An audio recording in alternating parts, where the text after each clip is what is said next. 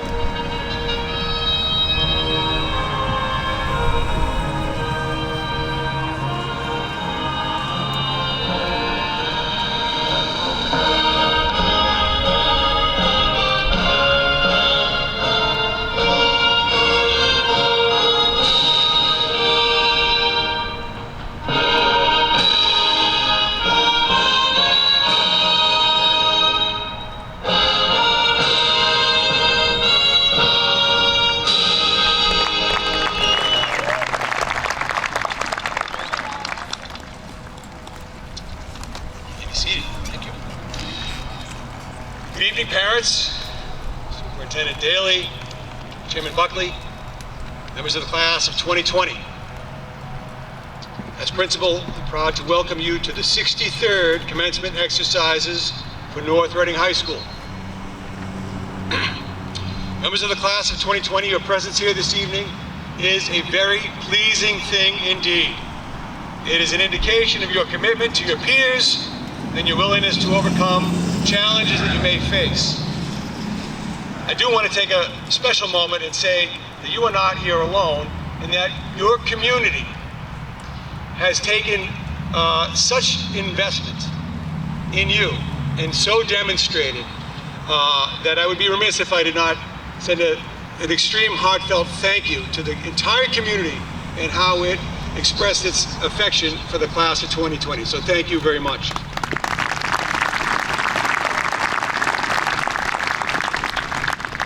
Back in February, what seems like a long time ago now, I was wondering how I could add a pithy line to this speech that sounded something like, the class of 2020, the class with vision. I'm sure it was on a t-shirt somewhere. And then the next thing I knew, people started hoarding hand sanitizer and toilet paper. And a lot has changed since we last met as a class. Our personal and our family's health has become something we look at differently, not just here, but nationwide. There may be dramatic concern over our financial security, not just here, but nationwide. There's a powerful movement behind social justice, which deserves our full attention, not just nationwide, but here. These things are real, they are present, they impact us every day. Each of them in itself deserves much time and energy, but here we are looking at all three at the same time. These events are not just shaping our lives, but belligerently poking a finger in our chest, saying, what are you going to do about it? So suddenly I find myself back to vision, where we are really going to need clarity in what we see. We're going to have to learn from watching others, marking both what they do and what they did not do, as we look to secure our health, a financial foothold, regardless of the depth of our responsibilities. And we're going to need to find new appreciation for the vibrant and rich colors that make up our world. What you see is connected to what you taste. We all have tasted bitterness. We know the challenges when a difficult personal experience affects us. Maybe we've even tasted despair. There are these moments when our emotions seem profoundly connected to our taste.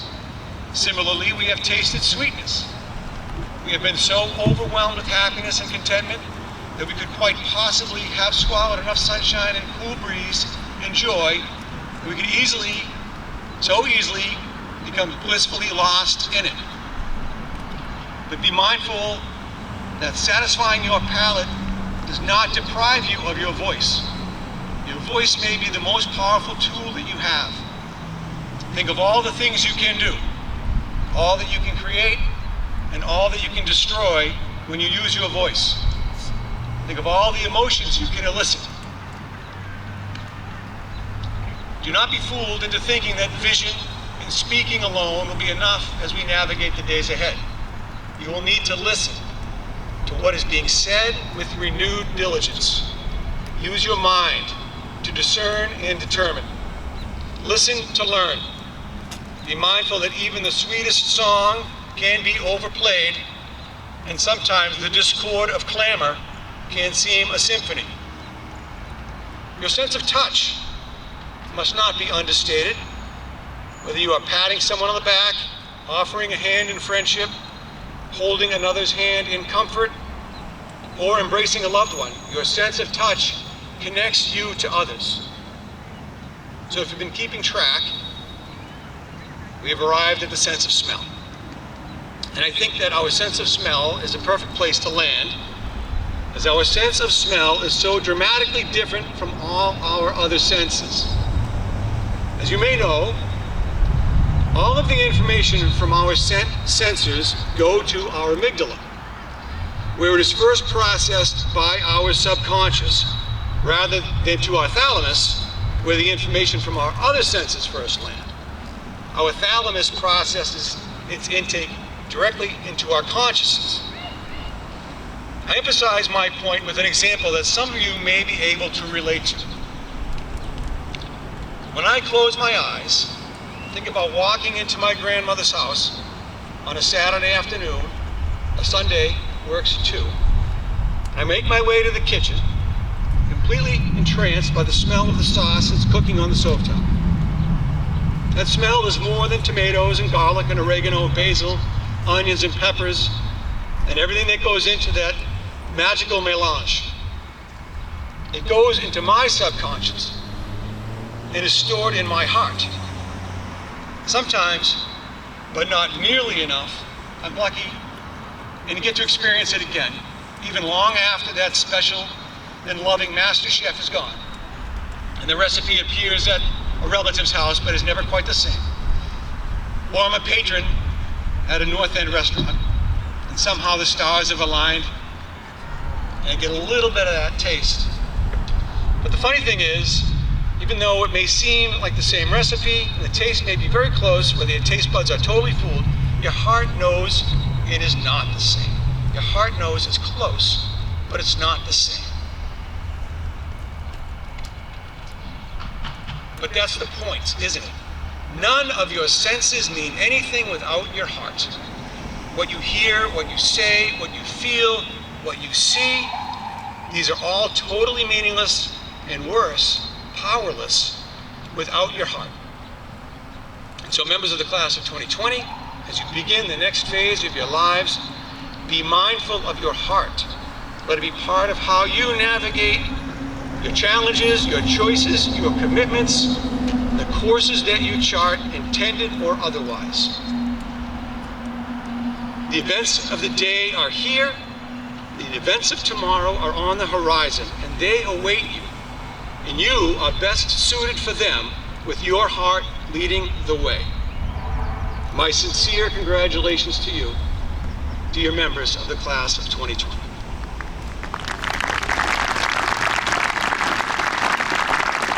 And now it's my great pleasure to introduce our Superintendent of Schools, Dr. Patrick Daly.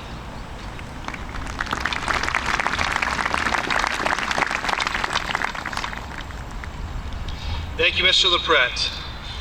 Good evening, students and families of the class of 2020. I'm so happy to be standing here before you this evening, our third wonderful event celebrating the accomplishments of this incredible class of students. Many years ago, early in my teaching career, I fondly remember a former colleague of mine saying as we walked off the field after graduation that there's not enough ceremony in life. Taking the time to celebrate, to reflect, to honor the accomplishments and achievements in our lives is something that we far too often forget to do. And what is ceremony really? It's a time to celebrate the stories, the accomplishments, the moments in our lives that are both ordinary and extraordinary at the same time. As Leslie Marmon Silko writes in her book, Ceremony, you don't have anything if you don't have the stories. And you, class of 2020, have so many wonderful stories to tell. Each year, our commencement event serves as this ceremony, a revered event where our graduates and their loved ones gather together with those who have nurtured them over the years. I cannot express how grateful I am to everyone who spent so many hours reading guidance and meeting on Google Hangouts and in person on the field to plan this event for us tonight, especially Mr. LaPrette and Mr. Hain and our senior officers who have spent so many hours planning these ceremonies for you. I would also like to thank the many people here this evening for everything that they have done to make this ceremony possible. To begin with, your parents and those who raised you, thank you for guiding such wonderful young adults into the world. I am optimistic about our future, knowing that sitting before us this evening are the future teachers, accountants, software developers, military, lawyers, small business owners, nurses, engineers, doctors, parents, and leaders of this great country. To our teachers, counselors, and staff who have shared their passion for learning with our students over the years, I give my sincere gratitude. To the administrative team, many of whom work behind the scenes, thank you for your many hours of planning and support. To the administrative assistants who greet us in the morning and pass along that forgotten lunch bag, thank you. To the custodians, food service, paraprofessionals, bus drivers, nurses, coaches, and others who have played roles in guiding our graduates to where they are today, I give my thanks. It is my hope that you will also share your gratitude with those around you this evening, to extend your thanks and gratitude for their love and support over the years. To Mr. Buckley and the members of the school committee, thank you for many hours that you give to our students to guide the policy and financial decisions in our district. And I would be remiss not to honor Mr. John Bernard, a man who greeted each and every one of you each morning as you entered the building, led our district for the first half of your senior year. I'm humbled to recognize that the access road behind us has been named in his honor, and now as our students and staff approach the building every morning, they will be traveling along the John Bernard Way.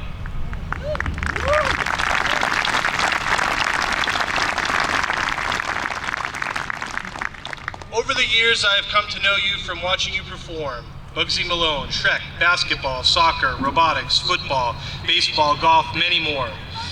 Or for visiting your classes and art shows. Thanks for teaching me about genetically modified crops, Valentine's poetry, or letting me watch you build the entire set of The Music Man. As the assistant superintendent in the district for a decade, I've been able to watch you grow into the amazing young adults you've become. Some of you may remember me reading to your class in elementary school on Dr. Seuss's birthday, or being the person who helped bring iPads into your classroom. I've had the privilege of getting to know some of you as individuals, but for me, the first introduction to you as a class was when I saw so many seniors wearing togas at the fall pep rally. That day last autumn was when it first hit me that this was my first class as a superintendent, a very special group of students indeed. I've enjoyed your student council meetings and working closely with senior officers of planning these wonderful events. I even enjoyed waking up one Saturday morning to 200 emails from the class of 2020, politely requesting that we do not have a virtual graduation, and here we are tonight.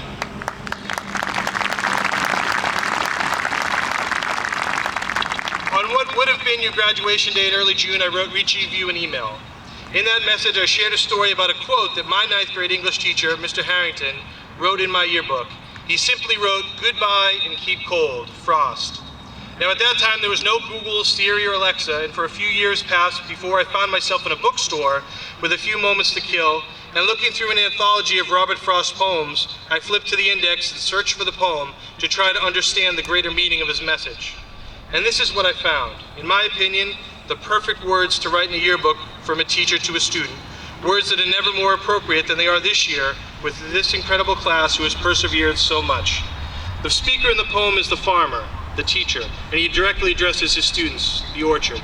Frost writes, "No orchard's the worse for the wintriest storm, but one thing about it, it mustn't get warm. How often already you've had to be told, keep cold, young orchard, goodbye and keep cold. Dread 50 above, more than 50 below. I have to be gone for a season or so. My business a while is with different trees, less carefully nourished, less fruitful than these." At that time, I was a teacher of seniors, and I would remember it hitting me so hard that it's so difficult to say goodbye every year to another awesome graduating class. And I'm sure your teachers and administrators all feel the same way. It's bittersweet because we'll miss you so much, but we know that you're ready, prepared, and excited for what lies ahead. I began as a superintendent on January 2nd and made it all the way to March without having to call a snow day. I've done it, I thought. I'm in the clear. I didn't know my password to Blackboard Connect yet. Well, the world certainly changed for us in March and led us into a time of unexpected uncertainty. Not knowing if we would come back to school, not knowing how long remote learning would last or what our graduation ceremonies would look like. As it turns out, we planned some fantastic events, yearbook, the diploma pickups, the rolling rally, and tonight. And through it all, we've come out stronger. We've seen the community come together to celebrate our seniors. And nothing made me prouder than the support, the great efforts that went into putting your portraits on our fence that greeted me on my way into work each morning, or the social media posts from so many who shared their thoughts and best wishes with this incredible class. You, the class of 2020, have survived the winteriest storm and it has made you stronger. I am so proud of you and know that you will do amazing things. Thank you for all that you have taught me, and please always remember the lesson you have learned from your years as a Hornet. We will long remember this year and this class of seniors who graduate here tonight. Be well and God bless you. May you find happiness and success as you follow your dreams. And remember the stories. You will have everything if you remember the stories.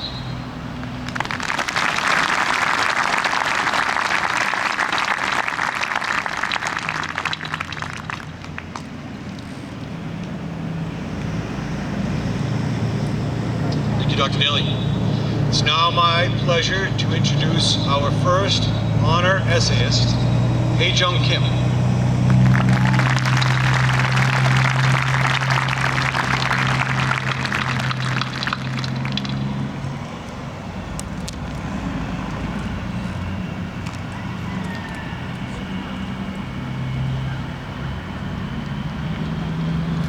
Hi everyone, my name is Hye-Jung Kim. As one of many graduating seniors this year, it is an honor and privilege to speak before you on this platform. But I know these things can be a drag, especially in this heat, so I'll refrain from making the speech too torturous. After all, graduation speeches aren't things you remember in your lifetime. In fact, I'm willing to bet most of us, yes, I'm including myself in this, won't remember the content of these speeches by tomorrow. Partly because, after a while, a lot of these speeches start to sound one and the same. And I don't know about you, but I have heard enough of the phrase, unprecedented circumstances, for a lifetime. So instead, I'm going to skip over the sentimentality. After all, while I did wholeheartedly enjoy my high school years, my experience does not speak for everyone. It seems a bit self-centered to make the speech about myself, especially when no one really knows me like here. So I want to use this time to talk about an issue that I think we should all know and care about. I am sure none of us are strangers to civil unrest that has unfolded just these past few months. While talks of racial justice and advocates of racism have started to subside, I want to use this speech to bring attention to this matter once again. Because the thing is, racism isn't an issue that goes away when it stops trending in the headlines. Racism is a disease that has manifested in every aspect of our society, whether we recognize it or not. The thing is, racism isn't just bad people with bad intentions. Oftentimes, it is deeply and systemically rooted, and like any disease, even the best people with the best intentions can be unwittingly affected. For example, it is no mere coincidence that the overwhelming majority of this town's population is white. This is not to say that being white is inherently a bad thing, or that individuals in the audience are to blame for this, but it is an undeniable fact that the historic practice of redlining has, in the past, kept out marginalized groups from growing and raising families in this town. And yes, right now times are changing, and times have changed. And what is the constitution of our town today was not the case 50 years ago. But the stains of history aren't easy to remove, and they're still visible, from the lack of diversity in our history curriculums to the pervasive use of the N-word and other rhetoric in our school community, even if it wasn't always maliciously intended. I understand that this is an uncomfortable issue, so I'm going to take this time to empathize with all my heart that everything I have said was said in love. I truly, deeply love this town with every fiber of my being. And if you don't believe me, at least know that I came from a town that was apathetic at best and cruel at its worst. That when I moved here with my family in 6th grade, I was hostile and alone and afraid. But all of you welcomed me with open arms, gave me chance after chance to become a part of this community, and I can never forget that. I have met some of the kindest and most genuinely good people here, and it tears my heart to have to leave you behind. But when you love someone or something, you only want the very best of them. And I know that North Reading, despite being one of the best communities in existence, can do that. I'm not going to stand here and pretend I have all the right answers. I know people are going to have different ideas of what the solution should be, and that is a good thing, a really good thing. The first step to meaningful progress is civic discourse, not the polarization that makes people angry and hateful, but the kind of productive debate that leads to real change. Additionally, I am not a stranger to the progress that has already been occurring. I told you North Reading was an exceptional town, and I'm just so proud of what our community has already accomplished.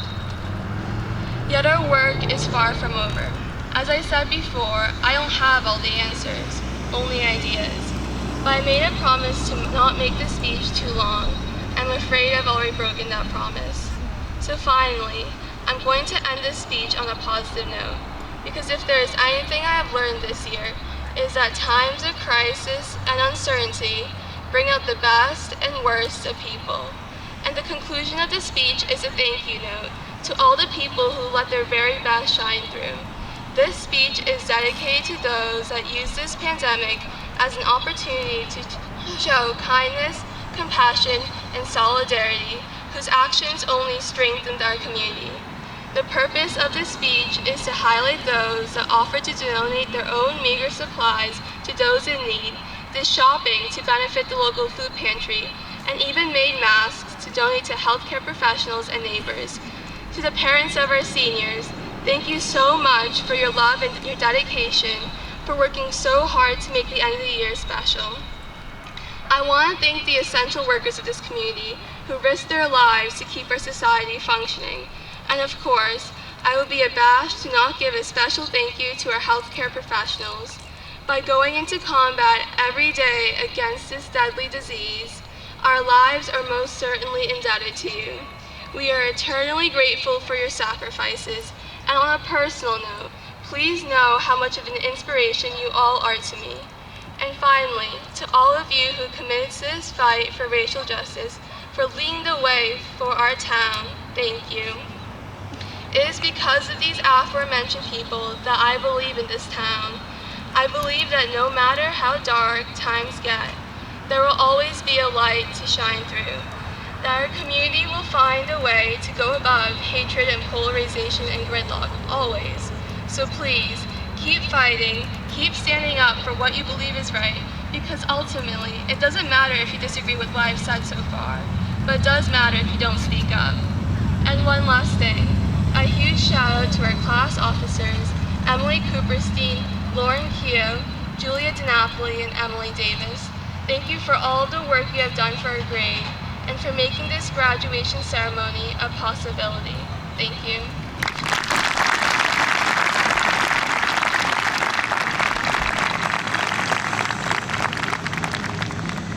And now I'd like to introduce Samantha Galvin to the stage.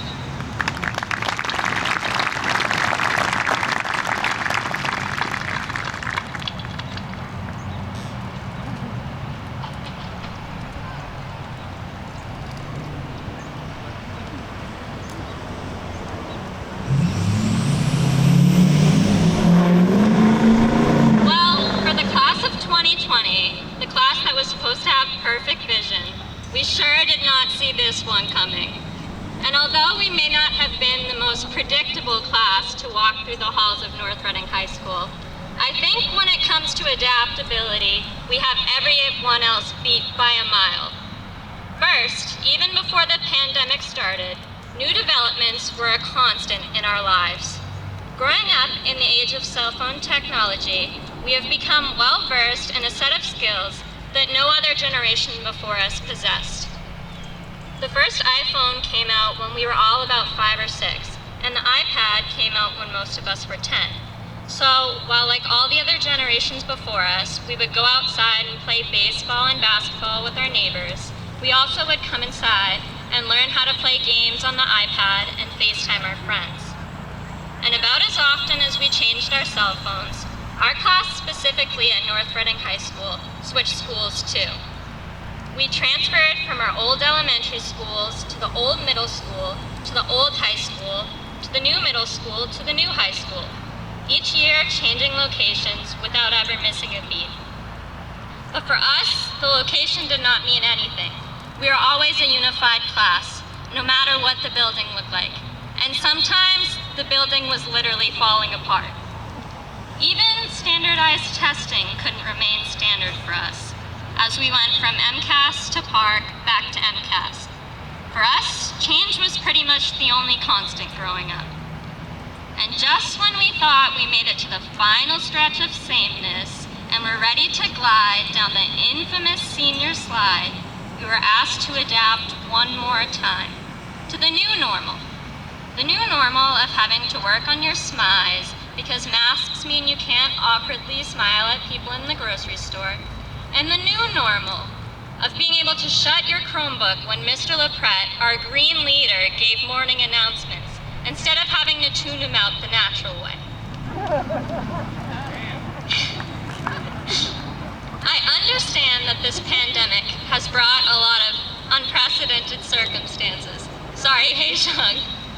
And for a lot of us, there appears to be no end in sight. Some of us may not know if we have a campus to go to in the fall, a job to report to, or classes to take. However, this is just one more adaptation for the class of 2020, and I have full faith that we are capable of adjusting to the current state of affairs. With that being said, I don't mean to negate the stress and anxiety that can come with the chaos that this pandemic has brought. I myself have felt a bit numb, as I've been bombarded with emails about the plan for next semester that basically say we are planning to make a plan to release the plans that we have planned, but do not actually say anything significant or do anything to ease your nerves. So in all this chaos, I ask everyone here to do something that Mr. Putnam asked my AP Literature class to do last fall. Think about your moment of clarity. That little moment that you experience in your day that makes everything else make sense. That moment that puts a smile on your face regardless of other circumstances. Go ahead and think of one right now. For me, my moment of clarity was driving up the school hill every morning as the sun rose. I got to start every day with a beautiful sunrise, and for a moment, nothing else mattered. Not anxiety about my workload or schedule. All that mattered was that the clouds looked like a watercolor painting as I drove up that hill. When school closed on March 12th, I lost that moment of clarity. Instead, the class born out of change was confined to our homes. We would wake up long after sunrise and open our laptop for classes, staring at the screen for a few hours straight. Instead of enjoying my drive to school, my mornings consisted of rolling out of bed to pick yet another set of hoodie and sweats. I needed to find a new moment of clarity. We all do right now. Wherever you end up in the fall, whether it's on campus at a college, at home, in a new apartment, whatever you do, find a moment of clarity. It doesn't even have to be the same moment every day. But make sure to consciously acknowledge that thing that brings you the momentary feeling of happiness. If we can all concentrate more on these moments, which we previously may have passed off as insignificant, we will not be victims of circumstance. The biggest adaptation we must all make is not learning how to navigate Zoom or remembering to put masks in our cars. It's the change in mindset that the circumstances require in order for us to be happy. We grew up on constant modifications. We are capable of making this one as well. There are things we must look at differently in order to rationalize our situation. For example, the only traffic light between my house and North Reading High School is that one right there directly in front of the turf. Somehow, despite not leaving my house at the same time every day, I never once hit the red light. Not a single time. I kept waiting for the day I would hit it, and I thought it would be a day of tremendous bad luck, and everything would go catastrophically bad. As Michael Scott says, I'm not superstitious, but I am a little stitious. That day never came for me, though. I bet you thought I was going to say it hit March 12th. And while most people probably just think that's a bit peculiar or simply a fun fact, I think I was quite legitimately given the most perfect metaphor. Each day, I was given a literal green light, a symbol beckoning me forward to what the day was about to bring. And with that, I think it's the perfect time to quote F. Scott Fitzgerald. Sorry, Mr. Putnam, but I shouted you out earlier, so I think using a quote from The Great Gatsby here is okay. Anyways, the saying goes, Gatsby believed in the green light, the orgastic future that year by year recedes before us. It eluded us then, but that's no matter. Tomorrow we will run faster, stretch out our arms farther. In life, we cannot control what happens to us, only how we respond to it. Each day, we are given a green light, a few moments of clarity, and a whole bunch of chaos. It's up to us to progress into the future, acknowledging the little moments, so we do not succumb to the mayhem that is inherent in this confusing world. We must believe in the green light and let it beckon us forward into the future. And with that, I must thank the people who have acted as green lights to me along the journey that is high school. Sorry. Please bear with me because despite the physical distance separating us, nobody got to where they are today alone. First, I would like to thank my parents for showing me what hard work looks like. To my sister Caitlin, thank you for showing me what true passion looks like. And to Kristen, thank you for reminding me not to take life so seriously. To my friends, thank you for constantly reminding me everything was going to be okay. And even though the teachers are not here today, I felt like I could not give this speech without thanking some of them. First, I would like to thank Mr. Emerton, who not only specializes in history, but should win an award for the life advice he gives his Power Block class. To Mr. Dorval, thank you for simultaneously building up our courage while humbling us all with your one-liners. To Mr. Putnam, for showing me how not only to read, but to exist in this world. To Mr. Spinney, for showing us all how to be good people and good teammates. To Mr. Pence, for reminding us always to be respectful of other cultures, no matter how different. To Miss Atlas, for reminding me that in life, as in art, nothing is ever perfect, and that's okay. To Ms. Davrio for teaching us to look at everything from multiple perspectives, and to Mr. Bernard and Dr. Daly for always trying to make sure that the student voice was heard. Thank you to anyone who has ever helped me get to where I am today.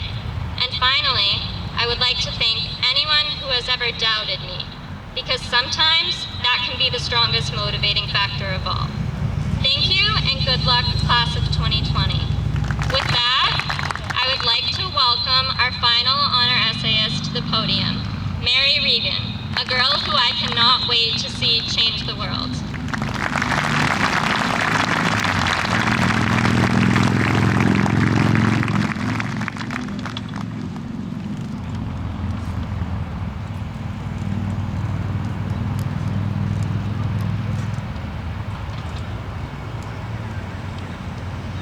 Good evening, ladies and gentlemen, family and friends, and most importantly, class of 2020. I'd like to start by saying thank you to all of my friends, family, classmates that contributed to my high school career.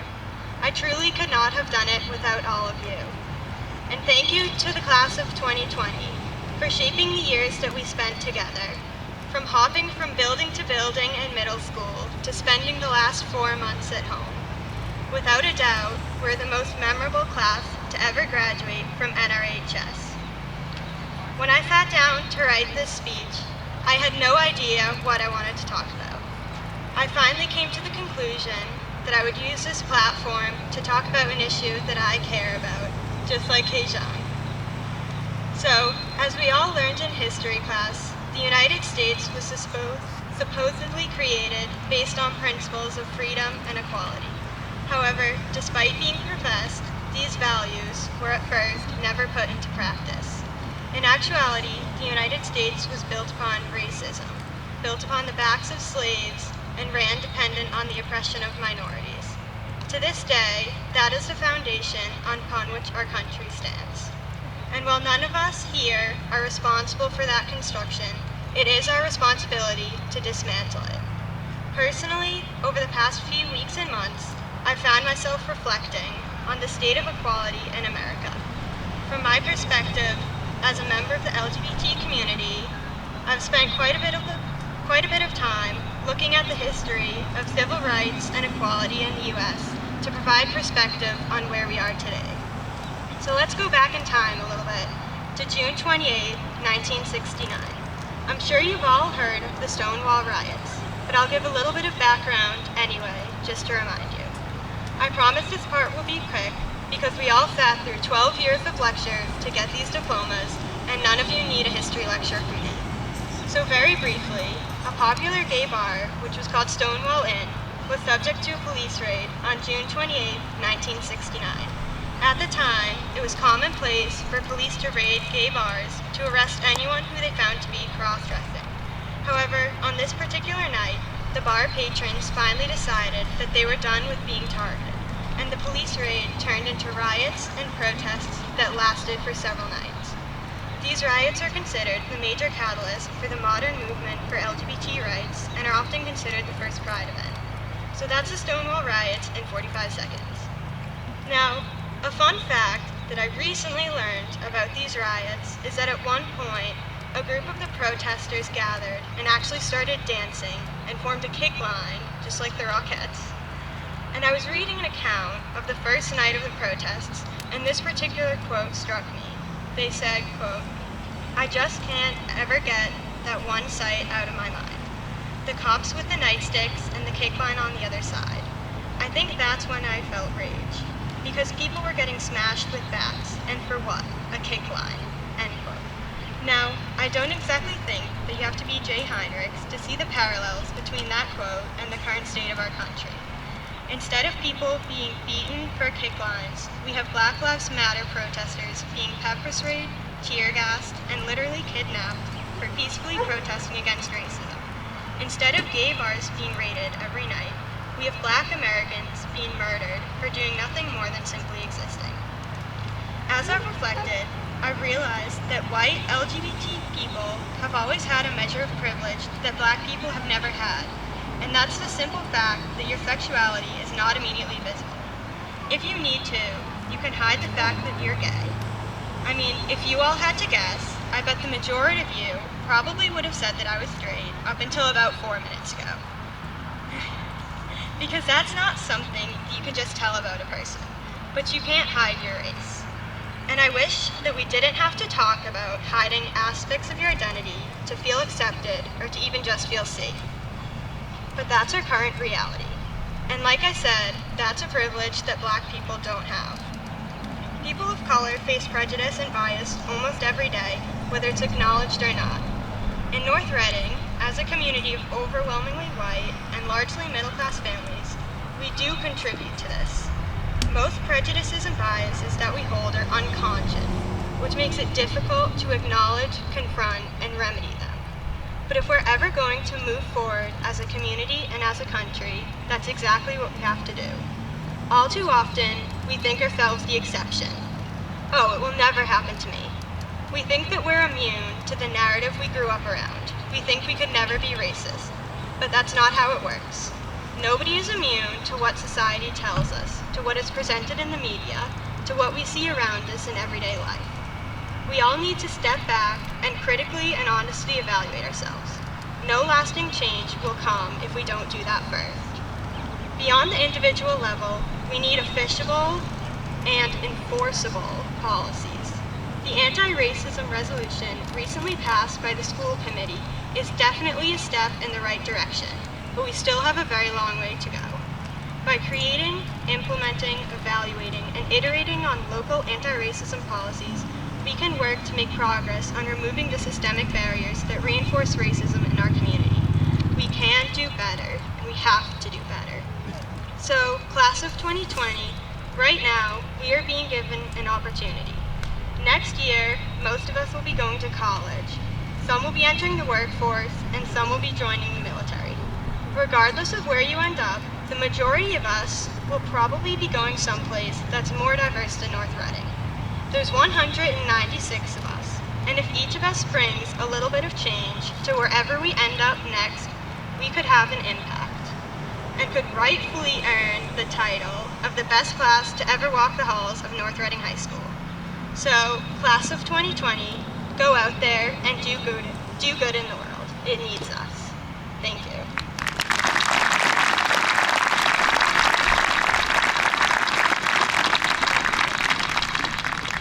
It is now my honor and privilege to introduce our 2020 class essayist, Lizzie Barrett.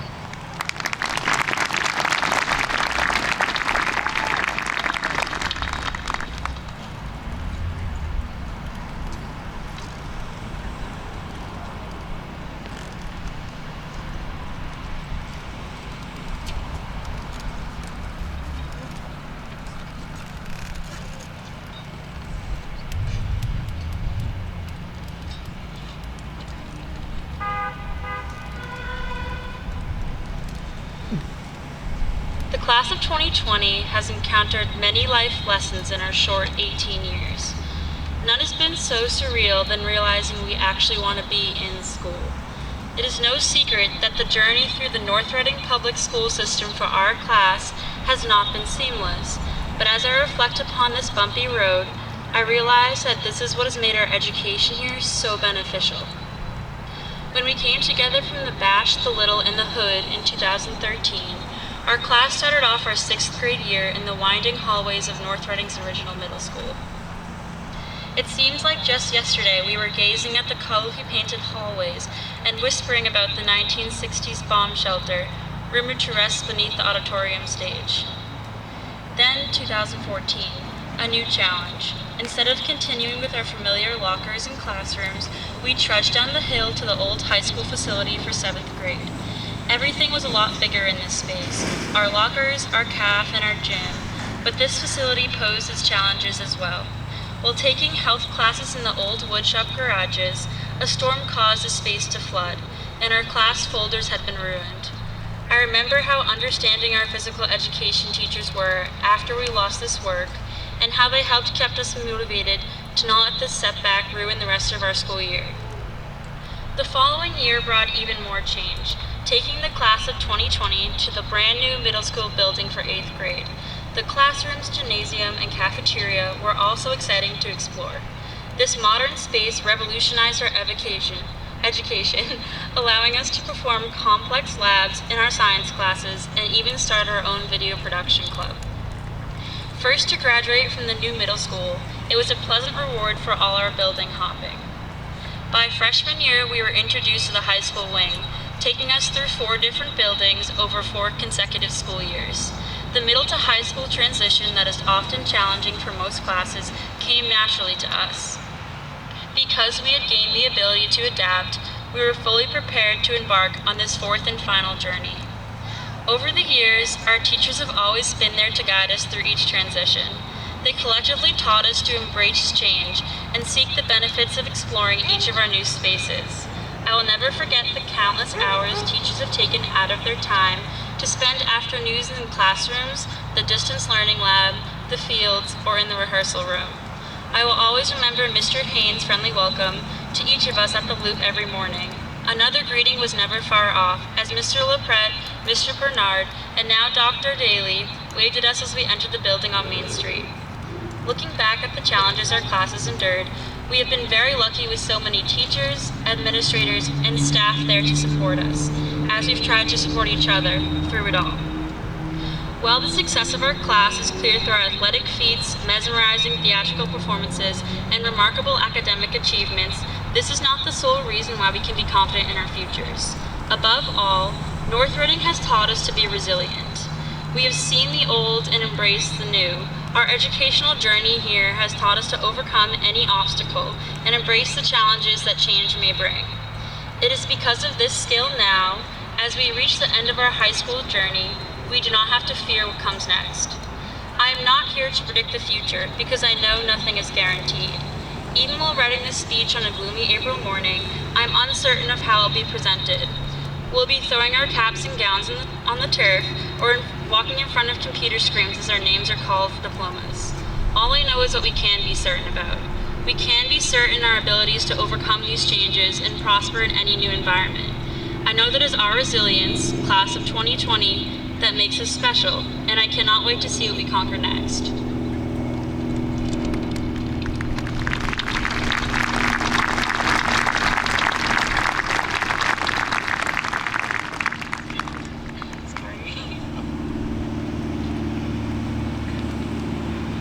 Superintendent Daly, Mr. Buckley, on behalf of the faculty, staff of North Reading High School, it is my great pleasure to present to you the following members of the class of 2020 who have satisfied the requirements of the Commonwealth of Massachusetts and the North Reading public school system. We could have, thank you.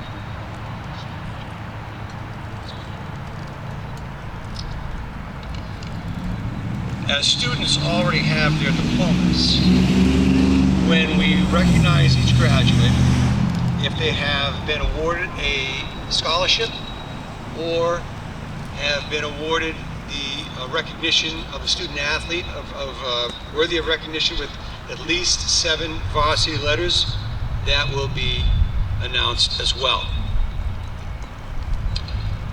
Bridget Mary Grew, the Joseph R. Bernard Memorial Scholarship, Eleanor C. Dell Scholarship Fund of 2014, the J. E. Valade and Paul E. Buckley Scholarship for Altruism.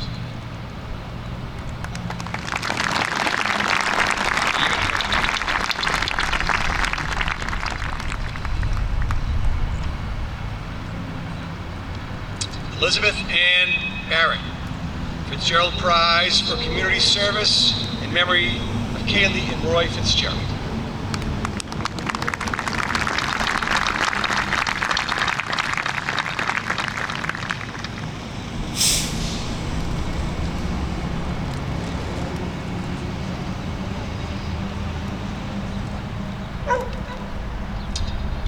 Jung Anais Kim, the Eleanor C. Dell Scholarship Fund of 2014, Jack Ton Memorial Scholarships, North Reading Dollars for Scholars Scholarships.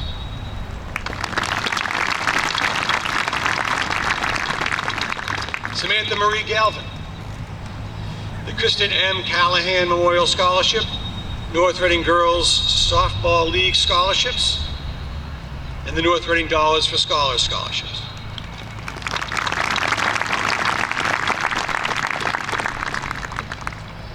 Mary Catherine Regan, the Nedio E. Barrasso and Mary Barrasso Memorial Scholarship, North Reading Dollars for Scholars Scholarships.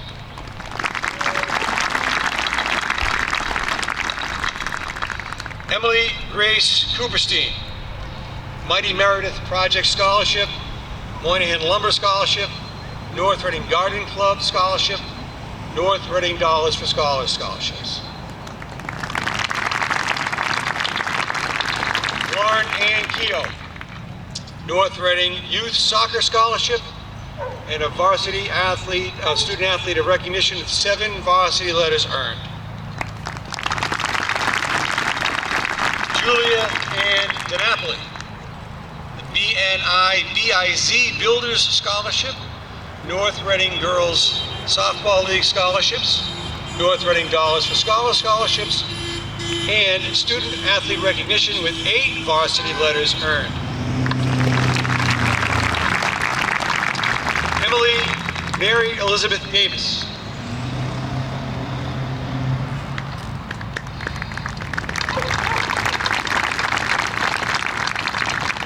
Joseph John Hoadley, Reading Cooperative Bank Scholarship.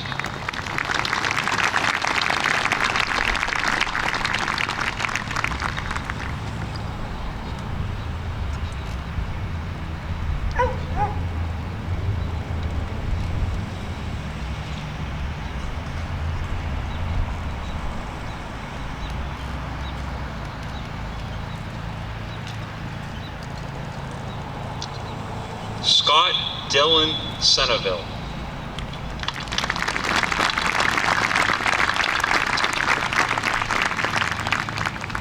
Luke Joseph Abatessa.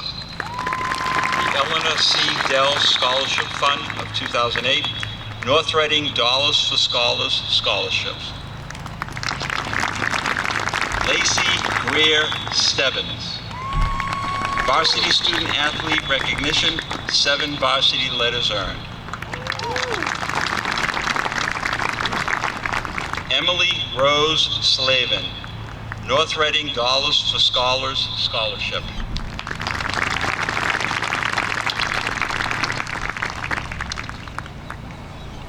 Hannah Judith Slavin.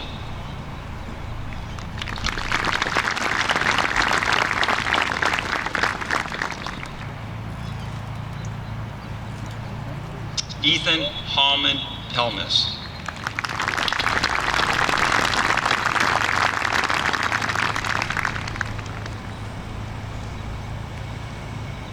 Olivia Giacalone.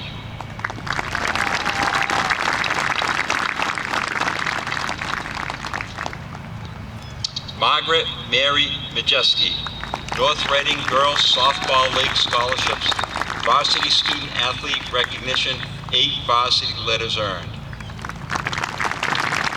James Walter Currier, the Todd Verdonk Memorial Scholarship, sponsored by the Diamond Club. Julia Nicole Smith.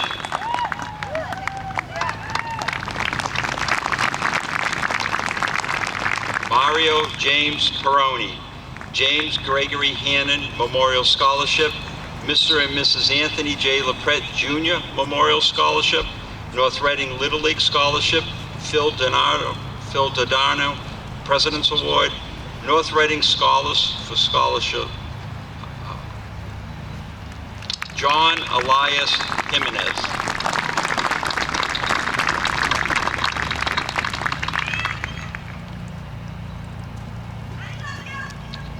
Connor Anthony Smith.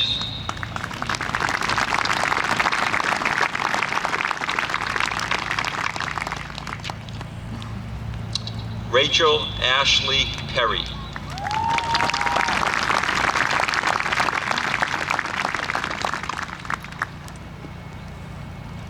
Samuel James Junta. The Eleanor C. Dell Scholarship Fund of 2014, Ipswich River Community Chorus Scholarships, North Reading Music Boosters Scholarships, North Reading Dollars for Scholars Scholarship. Kylie Marie McCarthy, Varsity Student Athlete Recognition, 11 varsity letters earned. Zach Williams Stats, Paul Buckley Memorial Scholarship, sponsored by the North Reading Hockey Boosters. Alyssa Rose Krusek.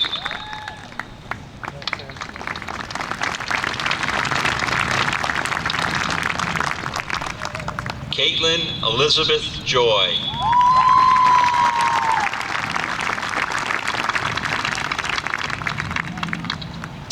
Andrew Michael DeBenedetto, the Frederick A. Keyes Memorial Scholarships, Mr. and Mrs. Anthony J. LaPrette Jr. Memorial Scholarships, North Reading Little League Harold B. Reynolds Memorial Scholarship, North Reading Women of the Moose Blues Scholarship and Varsity Student Athlete Recognition, 10 varsity letters earned.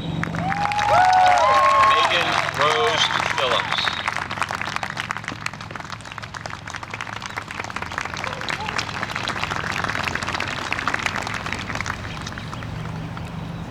Brianna Elizabeth Grasso.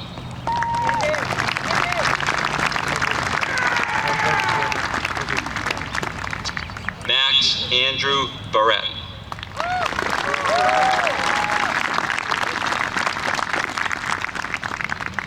Jordan Thomas Madden.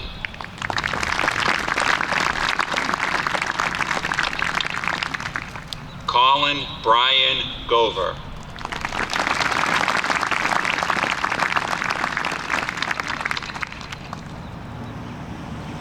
Caitlin Mary Ramo.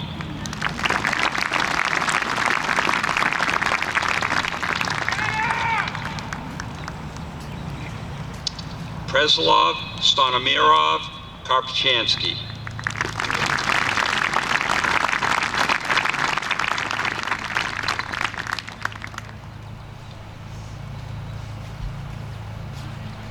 Preslov was a winner of the North Reading Dollars for Scholars Scholarships. Joelle Elizabeth Demers.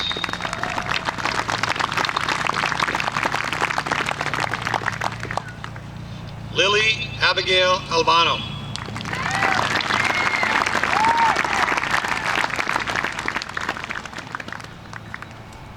Cameron James Randazzo.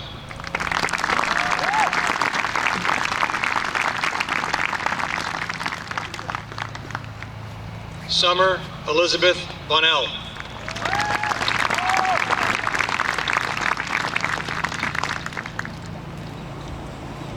Juliana Grace Connor. Juliana was a winner of the North Reading Lodge of Masons Scholarships. Matthew Peter Connor.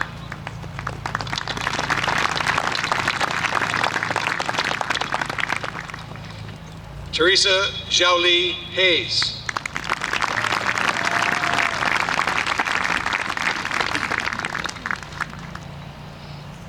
Alexis Ruth Jones. Wayne and Catherine Welsh Memorial Scholarship, North Reading Dollars for Scholars Scholarships, 7 varsity letters earned. Ryan James Kavanaugh.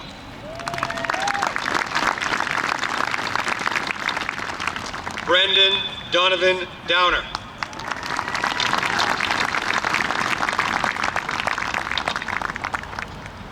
Michael Antonio Cataldo. Good luck, Mike. Nicole Starr Jackson, North Reading Youth Football League and Cheerleading Scholarships. Laura Rose Buscemi.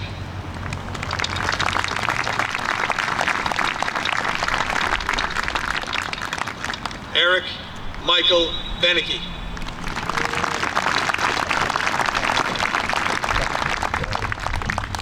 Matthew Greg Imbriano. Robert Ramsdale Boys Youth Basketball Scholarships.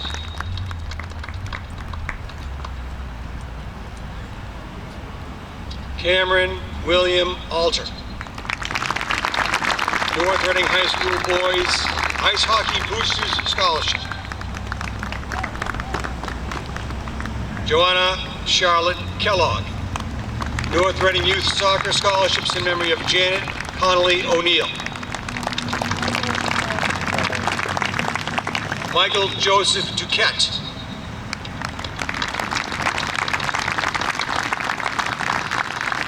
Allison Ann Batten.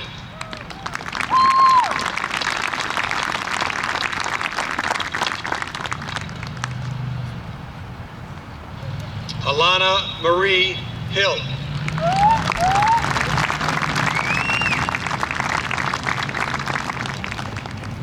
Justin Michael Capizzuto, North Reading Historical and Antiquarian Society Scholarship.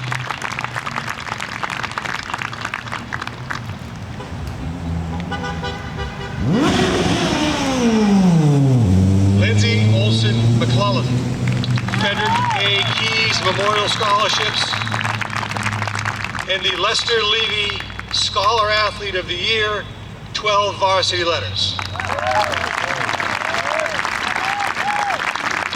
Stephen Daniel Kane.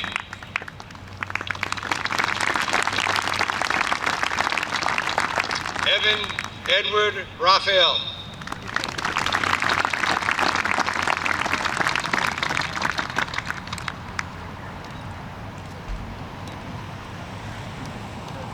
Jesselyn Ann LeBlanc.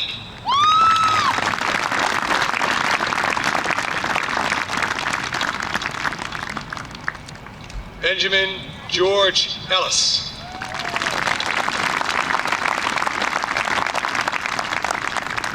Dimitri Nicholas Boulis.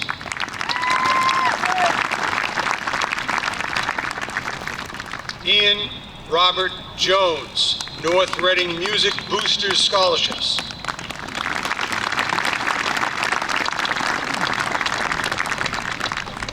William John Carpenter, Varsity Student Athlete Recognition, 7 varsity letters earned.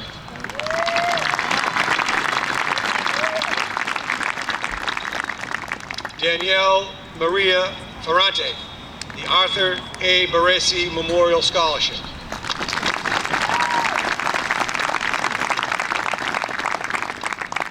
Hannah Jocelyn Lord, Bonnie Gay Symes Memorial Scholarship.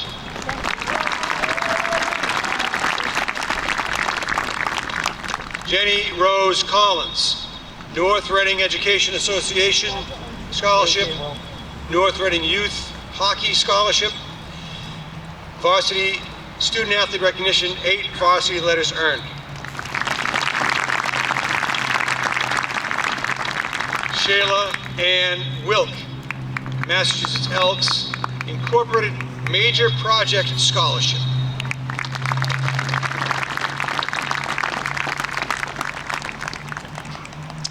Benjamin Paul Lombardo.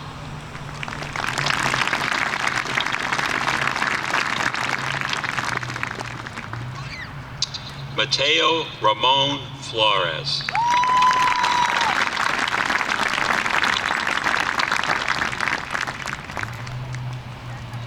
Nicole Lynn Bruzzese.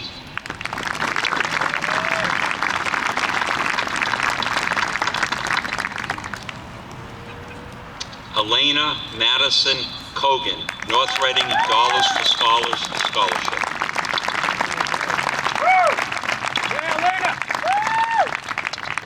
Kyle William Mills, James R. Elwood Memorial Scholarship.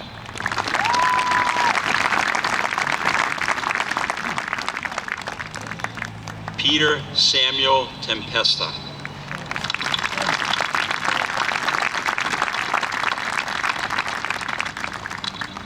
Benjamin Francis Junta.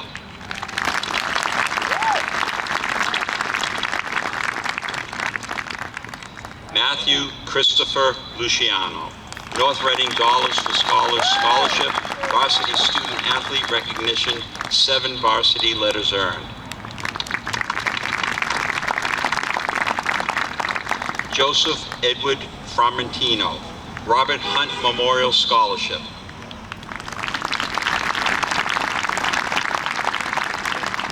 Sarah Ann Burt.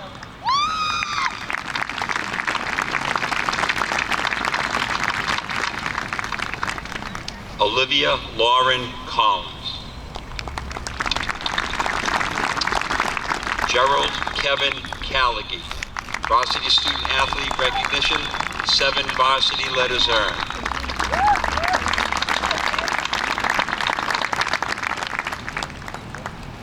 Eric Joseph Doucette.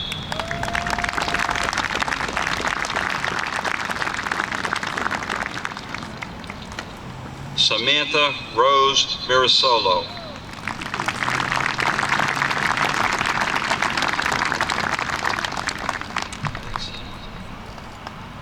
Matthew Quinton Magotti, L.J. Texera Seal of Biliteracy Scholarships.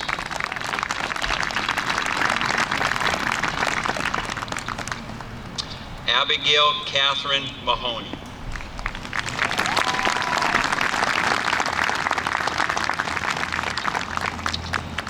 Dominic Joseph Gallo.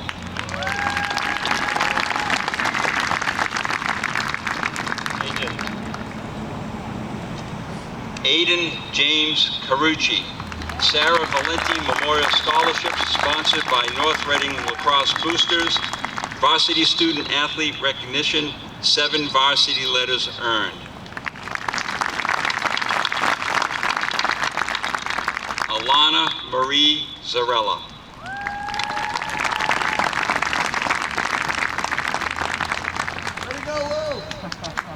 Giovanni Raffaele Colucciello, Walter Miller Scholarship.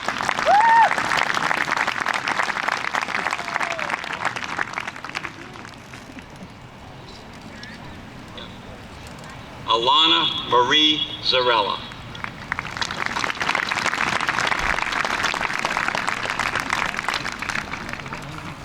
Madison Lillian Louise Corey.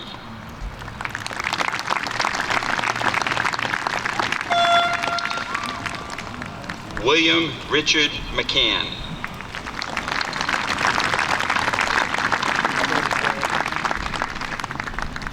Anna Lee Marchessault.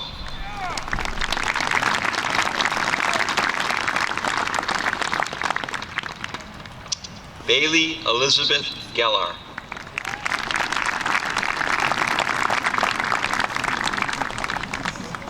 Cameron Robert Chinchillo, Varsity Student Athlete Recognition, 11 varsity letters earned.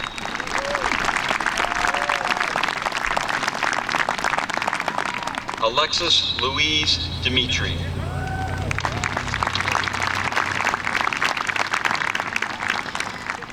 Gregory James Jr. Dimitri, North Reading Lodge of Masons Scholarship, North Reading Youth Football League and Cheerleading Scholarships, Varsity Student Athlete Recognition, 8 varsity letters earned.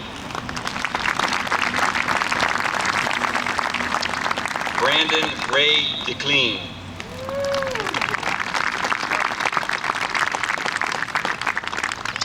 Eleanor Lillian DeClean, Moynihan Lumber Scholarship, Eric R. Nelson Memorial Scholarship.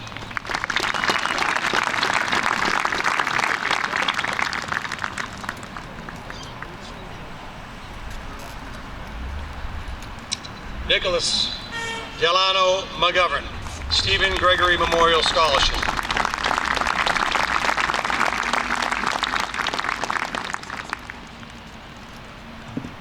Griffin Paul May, Ipswich River Community Chorus Scholarships, North Reading Music Boosters Scholarships. Kathleen Louise Gettings.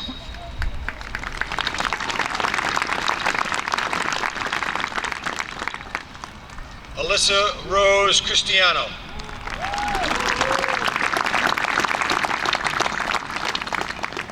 Lucy Ann Wilson, Varsity Student Athlete Recognition, 8 varsity letters earned. Leah Marie Corvino.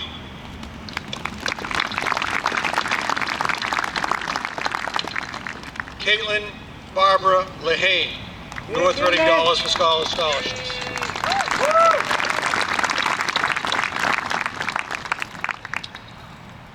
Stuart Clark Glover.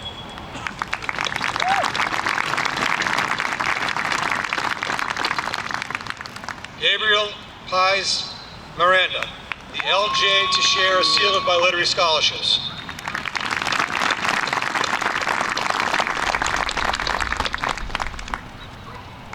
Lauren Josephine Meany, North Reading High School Parents Association Scholarship, North Reading Youth Soccer Board of Directors Scholarships, North Reading Dollars for Scholars Scholarships. Natalie Ann Gonfield.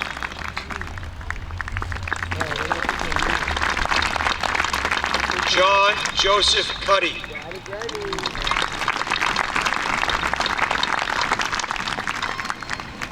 Ryan Baldwin McKinney.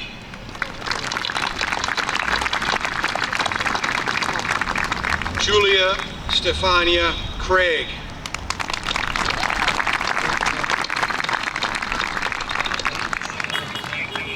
Juliana Marie Fosco.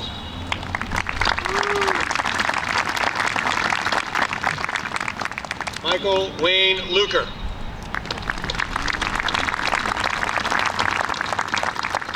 Stephen John Vonsalides.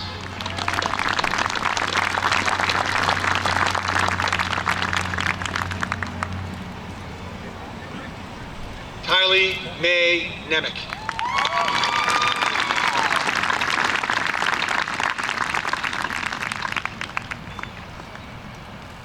Andrew Tyag Gonzalez, the Barbara E. Aylward Memorial Scholarship.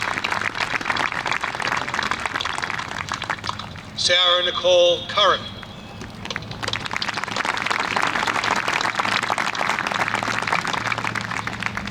Ian Herschel Miller.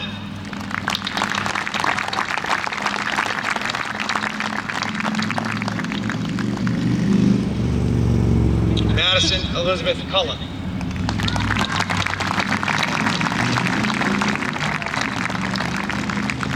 McKenna Paige Lamont.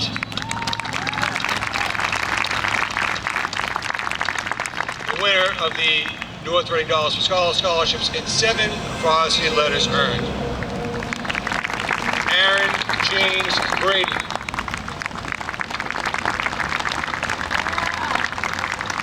Olivia Chanel Lowe.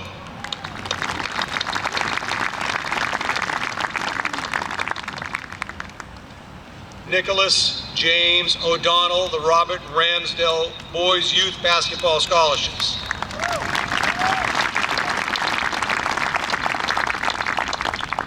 Alexandria Jane Grasso, the Nicholas Martino Best All-Around Female Athlete, 12 varsity letters earned.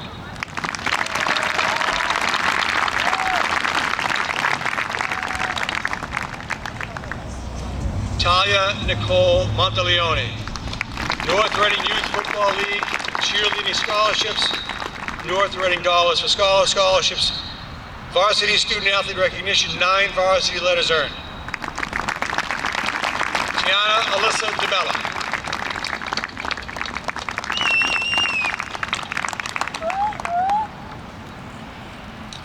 Allison Rose Notarangeli.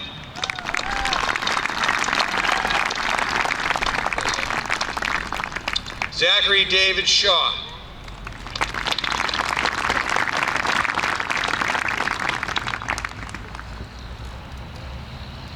Isabella Marie Razzo, North Reading Dollars for Scholars Scholarships.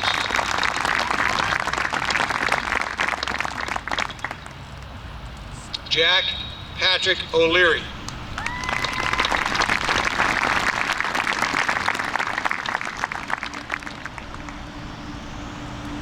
Christopher Michael Watts.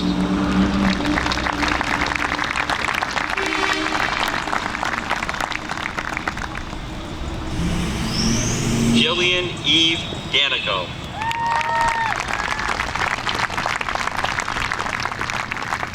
Madison Josephine Musgrave, Terilli Bourne Scholarship Trust Fund.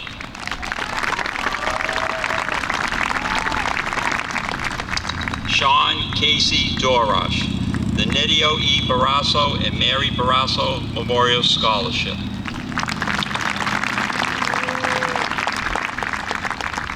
Vanessa Marie Zui.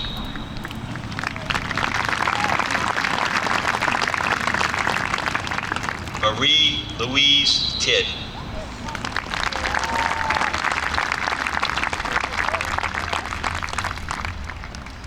Jack Porter Rich.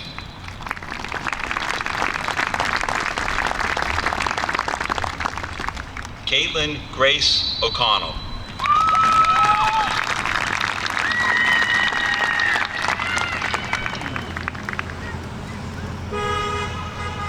Hannah Humwee.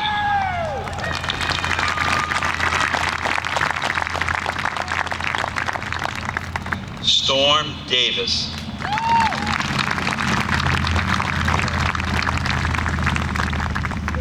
Christopher Bruce Nearing, North Reading Music Booster Scholarship, Richard K. Smith Scholarship, North Reading Dollars for Scholars Scholarship.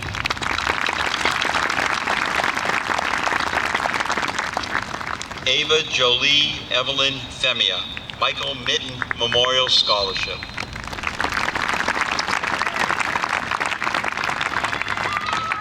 Daniel Albert Ryan.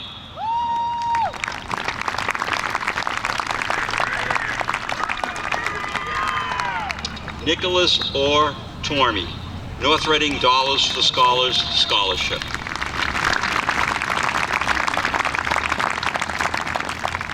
Jason Robert Santoro.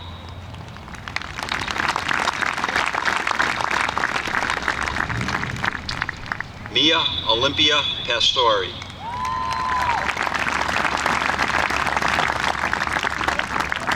John Thomas James III.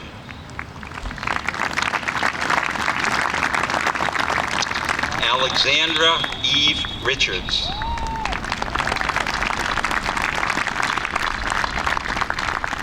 Brandon Porter Ouellette.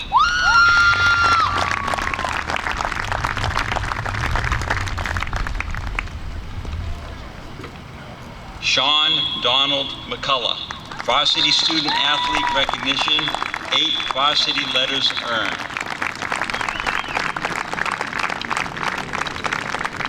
Jack Eric Keller, E. Ethel Little School PTO Scholarship, Edward A. Sapienza Scholarship, Jack Ton Memorial Scholarship, West Village Women's Club Scholarship Fund, North Reading Dollars for Scholars Scholarship, Male Lester Levy Scholar Athlete, 8 varsity letters.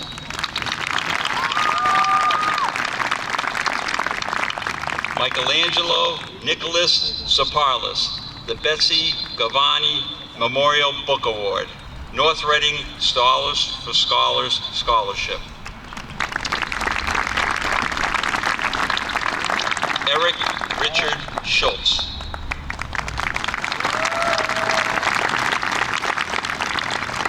Madison Grace Pierce.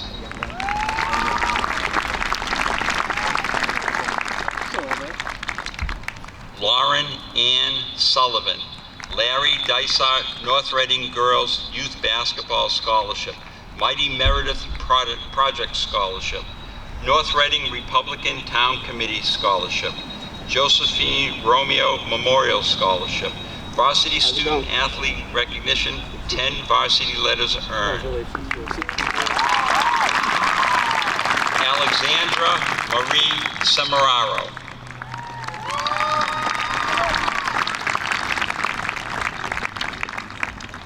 Isabella Lee Parrott, North Reading Dollars for Scholars Scholarship, Varsity Student Athlete Recognition, 8 varsity letters earned.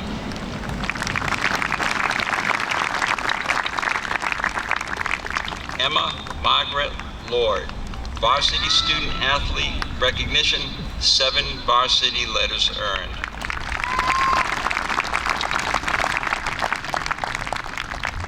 Anthony Thomas Manupelli.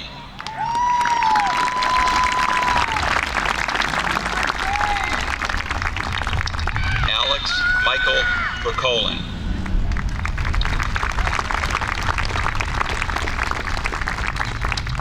Stuart James Garnis, Eleanor C. Dell Scholarship Fund of 2014, North Reading Music Booster Scholarship.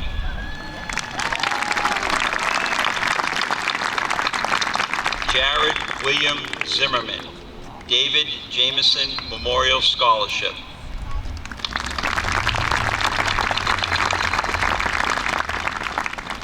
Brendan Michael Witz.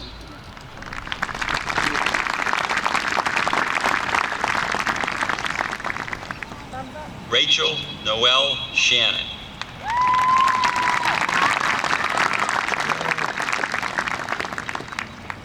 Matthew Alfred Pollock.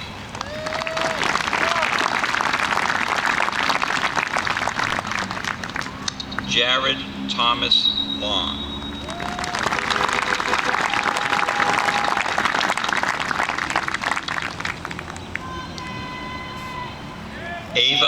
Grace Rowe.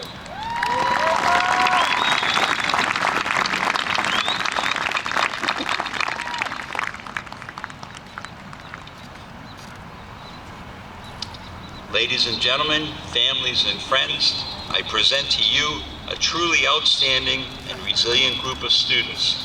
These are the graduates of the North Reading High School class of 2020.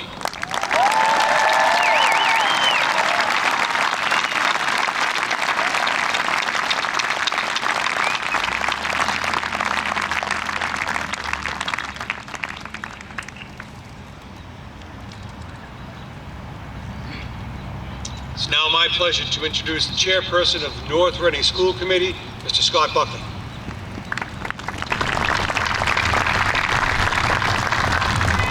Good evening, everyone, and thank you all for coming out to support the class of 2020. First and foremost, a long overdue congratulations to the graduates. We finally get to honor you. I would like to thank Dr. Daly, Mr. LaPratt, Mr. Haynes, parents, siblings, and the few select others who were able to sneak past security for being here today. It's an honor to address this class. In the future, we will look back upon this year, and realize that 2020 was the beginning of something new. This will be the class that we point to when we realize the world changed. Our concepts of being at work, of participating in government, of attending school all changed. Truthfully, it makes perfect sense that it happened to this particular class because the class of 2020 is blessed with not one, but many strong leaders. Members of this class have been active in our community, both before and during the pandemic. This class sacrificed a great deal, but rather than complaining about what they lost, they came together to create new ideas and maybe even new traditions. I know that I'm one of the last speakers of the day, and everyone's getting ready to get up and move around, so I'll try to keep my comments short. In fact, I really only want to convey one thought to this graduating class. There's a saying, or more accurately, an aphorism, called Miles' Law, which states, "Where you stand depends on where you sit." I think our unusual seating arrangements today actually helps to illustrate Miles' Law quite well. Let's imagine that I asked the members of the graduating class today to paint a picture of this ceremony, and then I had to choose just one to represent today's event. A student in the back row would have a much wider perspective and would be able to capture many more people in attendance than someone sitting in the front row. In contrast, someone in the front would be able to see much more detail about the stage and today's speakers. Someone to my far left would have a very different perspective than someone sitting to my far right. No individual student from his or her seat would have a more accurate view than any other student. Every student's view would be accurate based upon where he, she, or they currently sit. So how could we choose just one person's perspective to represent every person's memory of today? The answer is that a student would have to either stand up and move around the field to sit in the seat of each and every fellow classmate, or the student would need to take the time to ask their classmates what they see, and more importantly, listen to their responses. Miles' Law is an important ideal that we all need to remember, probably more today than in the past. We all are limited in our view based upon where we sit. Our view is not the same as our classmates, our friends, our coworkers. Our view is no more accurate, no more legitimate, no more important than anyone else's. If we want to fully understand any issue, it requires that we all are willing to both share our view and hear others. And if you're ever fortunate enough to represent a group of people, and you need to be the one to choose one correct view or one path forward, it is your responsibility to see and hear the perspective of others. Miles' Law can be illustrated in the way this class's leadership helped make today possible. The senior class officers polled members of your class multiple times to learn what was important to each of you for a graduation. They worked with school and local officials to hear concerns and helped to find a solution which took into account everyone's thoughts. My message to you is simple. Keep asking to hear others' thoughts and trying to see other perspectives. Understand that the more people you talk to, the more diverse opinions you hear, the better your understanding will be and the better solutions you will help create. You have sacrificed so much this year, but you also listened to each other, supported each other, and came together as a class to make the best of it. Today we celebrate and congratulate you. Congratulations, class of 2020.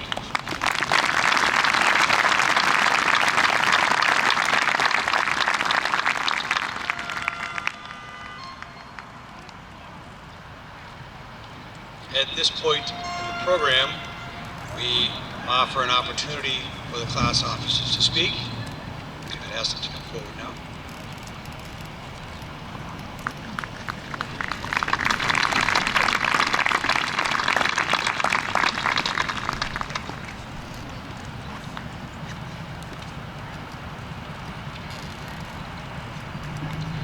Good evening, and congratulations to the class of 2020. We made it!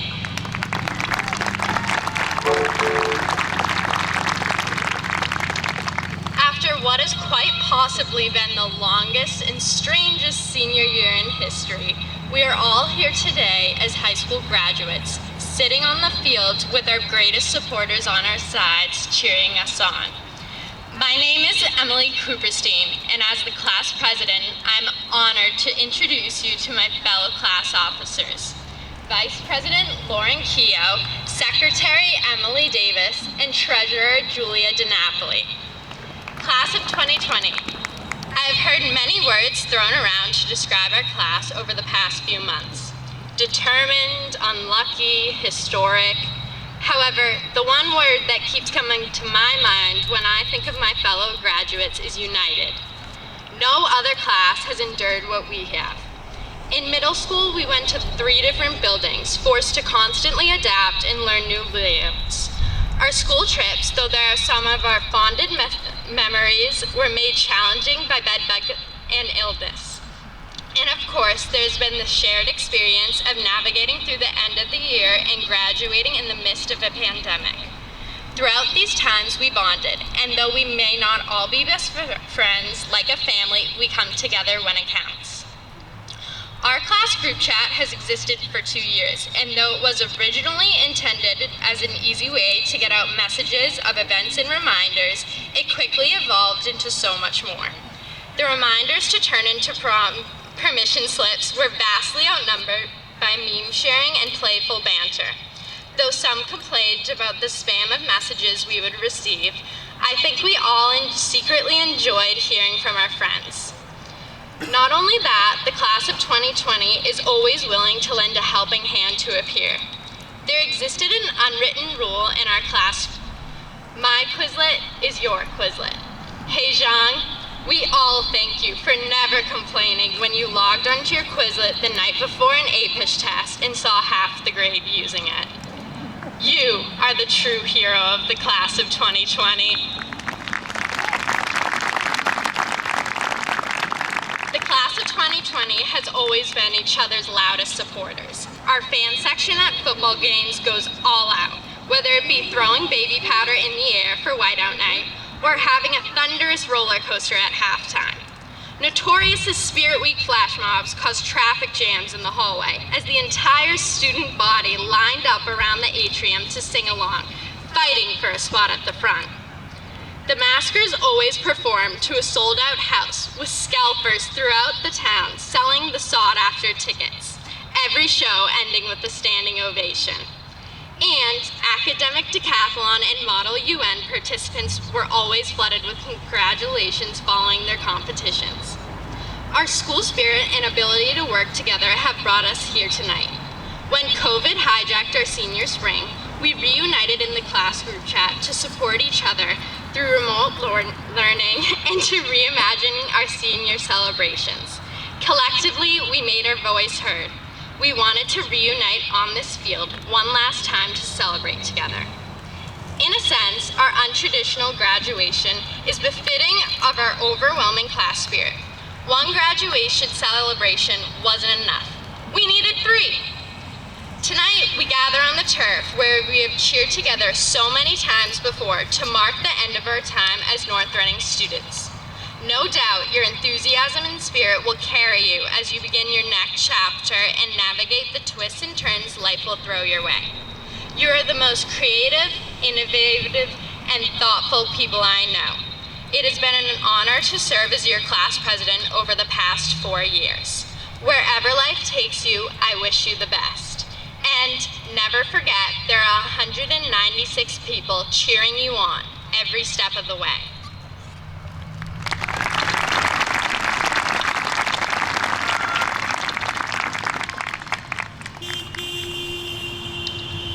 Class of 2020, there is no doubt that you have given more to the school than you have taken. You have shown great poise throughout these difficult times. During our 4 years of working together, we have attempted to redefine the meaning of dedication by reaching all levels of both students and faculty. Whether it was sprinting into Mr. LaPrette's office at 7 a.m. the first week of school to discuss a boycott about getting out of our cars in the morning, or having our classmates send over 100 emails to the superintendent about graduation. Sorry, Mr. Daly. Our goal remained consistent. The whole class wanted to make life easier for those that will follow. Just as North Reading High School has given us memories, knowledge, and friends for a lifetime, we return the favor. As the class of 2020's final gift back to North Reading High School, we will be giving a monetary donation to be used towards an electric sign that will welcome visitors to our home for the past 4 years. Additionally, in June, a donation was made to the North Reading Food Pantry in the name of the class of 2020. We would like to thank Mrs. Peroni and the North Reading High School Parents Association for organizing this, as well as all of the community members who made this possible. As we embark on our next journey, I am almost certain that none of us will forget our roots. To my classmates, good luck in whatever endeavors you have awaiting for you. I wish you all the best. Thank you.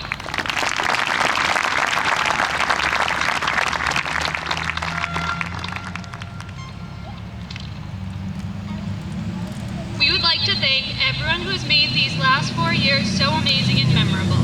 Thank you to our parents, family members, and friends for supporting us throughout our lives and sticking by our sides through all our highs and lows. We would like to thank our class advisors, Mr. McIntosh and Ms. Gagnon. We know this year was especially difficult between our early mission to start new traditions and handbook policies, which was only made more difficult by the pandemic. So thank you. Thank you for your tireless efforts and constant reassurances.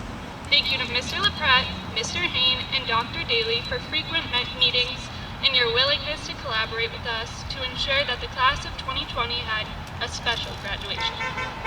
Finally, a thank you to our teachers and staff of North Reading High School for all of the lessons learned, not just for your commitment to education, but for teaching us the meaning of compassion, leadership, and respect. Your future students are very lucky to have you. Thank you.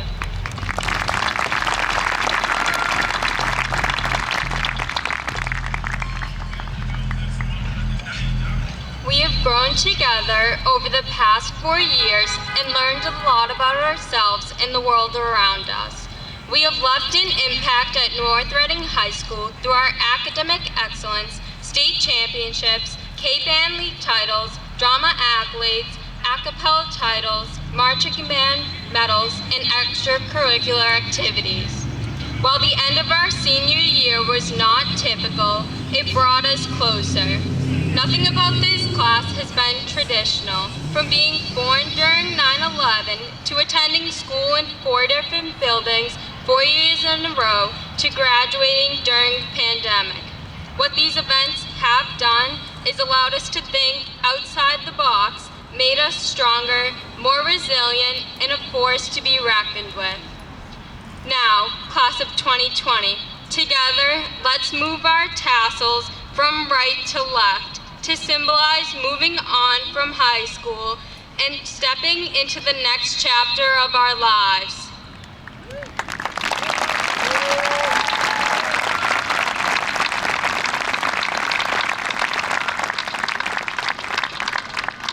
Now, the moment you've eagerly been waiting for the past 4 years, Congratulations, class of 2020. Let's throw our caps. We did it!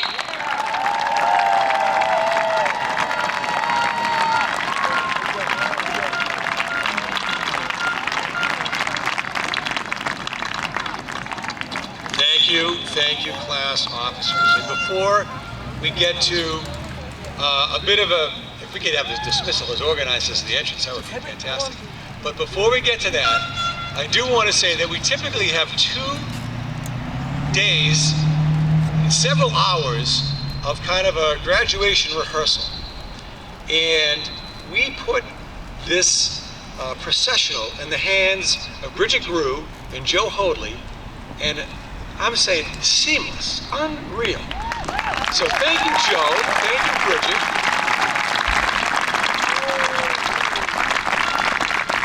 I have a friend at the Registry of Motor Vehicles. I'm going to send you over as do a little liaison work, maybe.